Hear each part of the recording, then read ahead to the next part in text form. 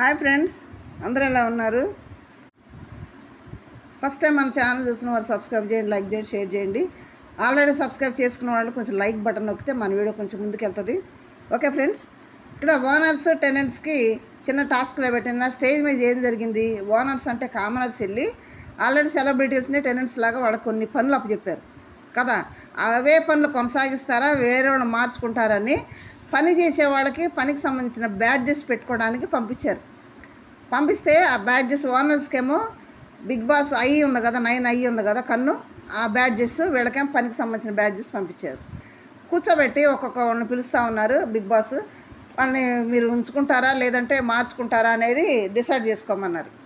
Decide చేసుకోమంటే Harish first big boss పిలవటం పవన్ కళ్యాణ్ పిలిచి నువ్వు ఎవరిని మరి నేను ఒకరిని ఎంచుకున్నావు కదా వాళ్ళనే కంటిన్యూ చేస్తావంటే ఆశా షైనికి నిన్న బాత్రూమ్ క్లీనింగ్ అనేది పవన్ కళ్యాణ్ ఇచ్చాడు. ఇది వారం అంతా చేయాలి. మరి వాళ్ళని కంటిన్యూ చేస్తామంటే చాలా బాగా చేసింది, మేము లేచేటప్పటికి అన్నీ చేసేసింది, చాలా నీట్గా చేసింది, చాలా బాగుంది కూడా, నేను ఆశా షైన్ గారినే కంటిన్యూ చేస్తానని బ్యాడ్జ్ పెట్టేశాడు. బాగుంది. నెక్స్ట్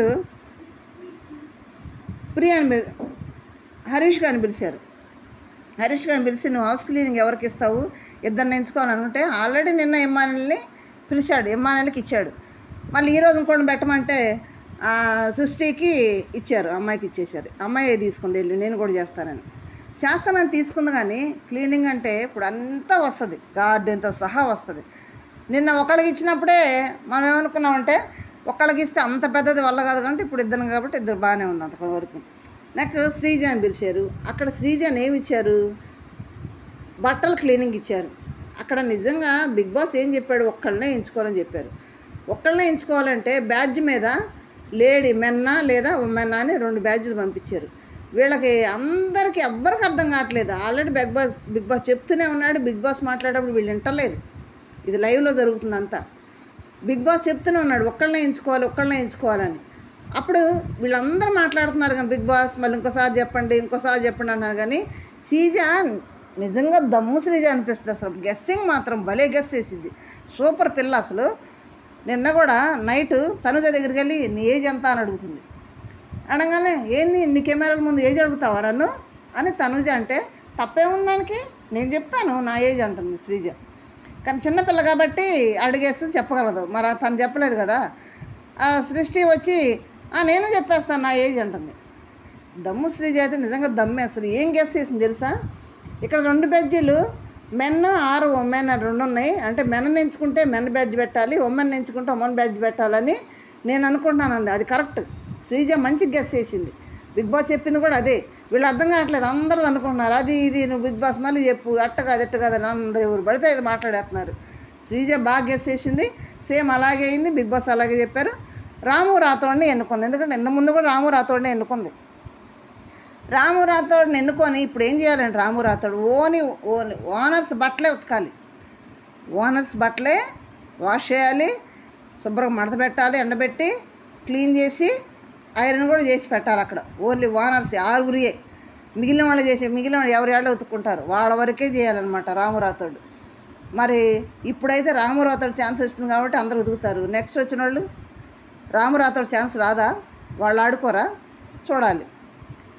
నెక్స్ట్ డీమాన్ పవన్ వచ్చి డిష్ వాష్ చేయడం రీతుకు చెప్పాడు.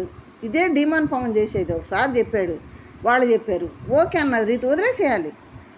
ఆ డిష్ వాష్ అంటే వేసాం కదా, మీరు తిన్న ప్లేట్లు నీట్గా తినండి, అక్కడ కావాలని చేయొద్దు, మీరు కావాలని పనులు చెప్పాలని చేయొద్దు, ఇవన్నీ అవసరం లేదు. అక్కడ అయ్యే బిస్కెట్లు అవుతున్నాయి అక్కడ డిమాండ్ పవన్కి. రాత్రి కూడా అదే అయింది. చెప్పి పక్కొచ్చేసేయాలి.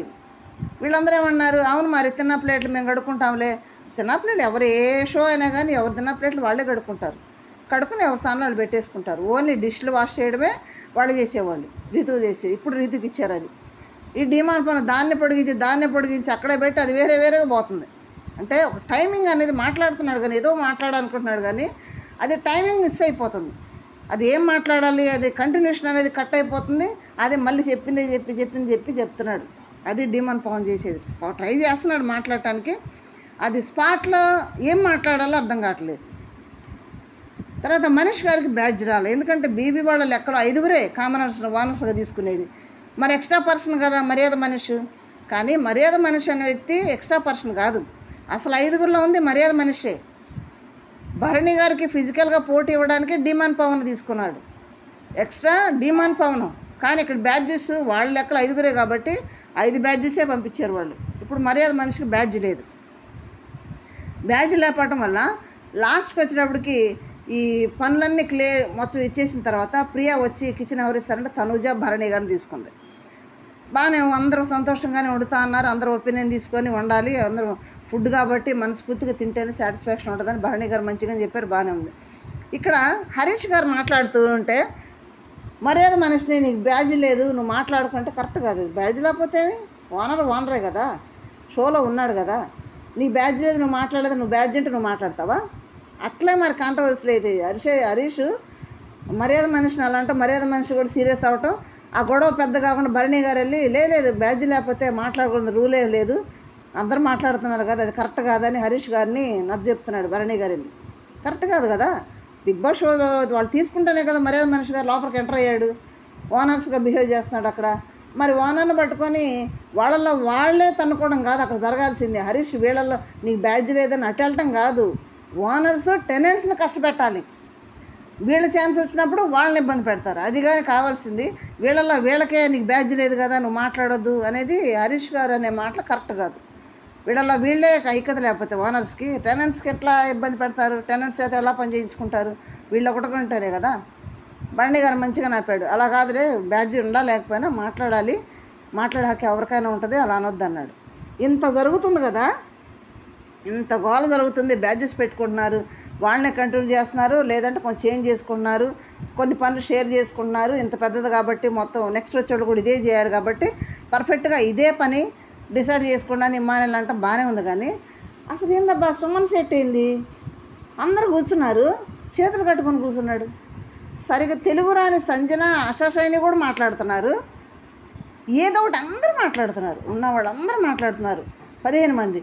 మరి సుమన్ సెట్ ఎందుకు వచ్చాడు? చేతులు కట్టుకొని సైలెంట్గా కూర్చున్నాడబ్బా. ఏది నేను పెళ్ళికి వచ్చాను మీరు వండి పెట్టి నేను భోజనం తినిపోతాను అన్నట్టు కూర్చున్నాడు చేతులు కట్టుకొని. ఏం మాట లేదు, పలుకు లేదు, నవ్వు లేదు, తల ఆడించడం లేదు, ఎవరైనా మాట్లాడుతుంటే అవును కదా లేదు, వాళ్ళు మాట్లాడుతుంటే కరెక్ట్ అంటాం లేదు. పని అవన్నీ చేయాలి కదా, మాట్లాడిపోయినా కానీ వాళ్ళు మాట్లాడేది హరీష్ చెప్పేది కరెక్ట్, ప్రియా చెప్పేది కరెక్ట్, అలా వద్దులే, ఇలా చిన్నగానే మాట్లాడవచ్చు కదా, చిన్న చిన్న ముక్కలన్నా. ఏం లేకుండా వాడు మాట్లాడితే ఇటు చూస్తున్నాడు, అటు మాట్లాడితే అటు చూస్తున్నాడు, ముందు మాట్లాడితే ముందు చూస్తున్నాడు, లేదంటే సైలెంట్గా చేతులు కట్టుకుని కూర్చుంటున్నాడు. సుమన్ శెట్టి కమెడియనేనా? లేదంటే స్టార్టింగ్లోనే ఎందుకులే మనం ముందు చూసుకుందామంటే మరి ఇప్పటి నుంచే మొదలైతే కదా ఆడియన్స్ దృష్టిలో పడేది. ఏదో సుమన్ శెట్టి కమెడియన్గా ఏదో చేస్తాను కదా చూసేది. వాళ్ళ మాటల్లో కొన్ని కామెడీ కలపచ్చు, మాటల్లో ఏమైనా చేయొచ్చు, అవి ఏమి లేకుండా సైలెంట్గా కూర్చున్నాడు. మరి ఎట్లా కూర్చుంటే మాత్రం తొందరగా అస్సాం టికెట్ పుచ్చుకొని సుమన్ శెట్టి గారు బయటకు వెళ్తారు.